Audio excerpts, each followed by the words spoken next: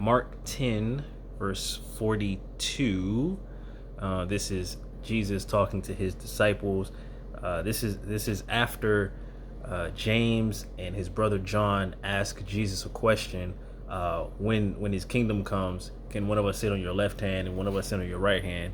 And then Jesus is like, you don't know what you're asking, and that's not my place to give you in the first place. And then all the disciples get mad at James and John for asking that question. And then Jesus calls other disciples to him. And then verse 42, but Jesus called them to him and saith unto them, ye know that they which are accounted to rule over the Gentiles exercise lordship over them, and their great ones exercise authority upon them. But so shall it not be among you. But whosoever will be great among you shall be your minister, and whosoever of you will be the chiefest shall be servant of all. For even the Son of Man came not to be ministered unto, but to minister, and to give his life a ransom for many. And we'll stop right there. So those four verses there, Jesus gives a bit of wisdom. I guess the main idea of it is those that are greatest in the kingdom of heaven are the ones that are actually the least, in a sense that they come to serve, not necessarily to rule or to be, we're not classifying rank like the world might classify rank with power and wealth and influence. But no, in the kingdom, your rank is determined how well you serve and how lowly and humble you are. So Jesus begins in verse 42 with making a compare and contrast. He says, you know that they which are accounted to rule over the Gentiles exercise lordship over them, and their great ones exercise authority upon them. So he's saying, you've seen that the ones that are great, that are considered great in this world, rule over the Gentiles. That's natural. That's how it is physically. The great ones, the mighty ones, the rich ones, the ones with the influence, they rule over the Gentiles, the common people. It says, but it shall not be among you.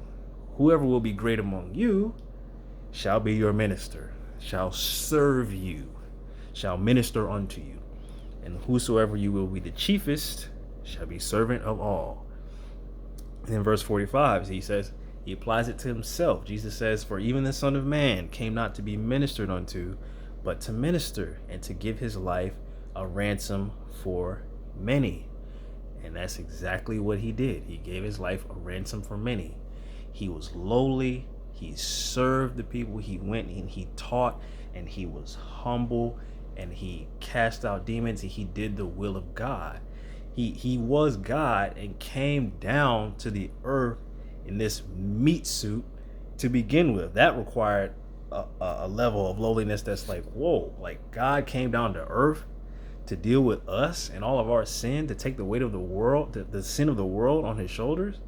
I mean, ever since he was born, lowliness, humbleness. He's born in a manger, outside with all these different animals and stuff, probably roaming around and just all throughout his life, serving and being lowly. He didn't have a natural kingdom on this earth that some of the people were looking for. They were looking for a king, him to come back and rule. That's what some people in that time wanted. But no, that wasn't his position now. His position is to rule in the kingdom. And so for that to happen, he had to be lowly. He came to serve and to minister unto us, and to give his life a ransom for many. And that's an example. I think that's the example Jesus wants us to follow. Now, I'm not saying you're going to go out and literally lay down your life tomorrow for somebody. But at the end of the day, we should be willing to. But we can lay down our lives in smaller ways throughout our natural days, whether it be, in little ways you can sacrifice for people, like witness to your coworkers, or be soft in with that family member that might give you a hard time or that might get on your nerves.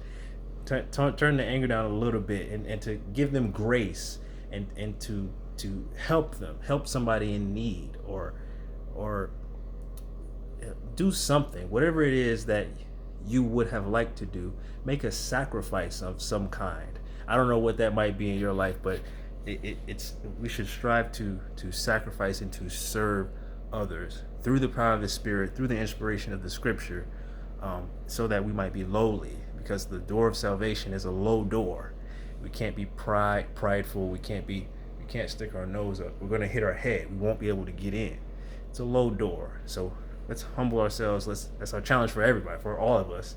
Let's see if we can humble ourselves, become lowly, and to minister to others, so that we can be more like Christ.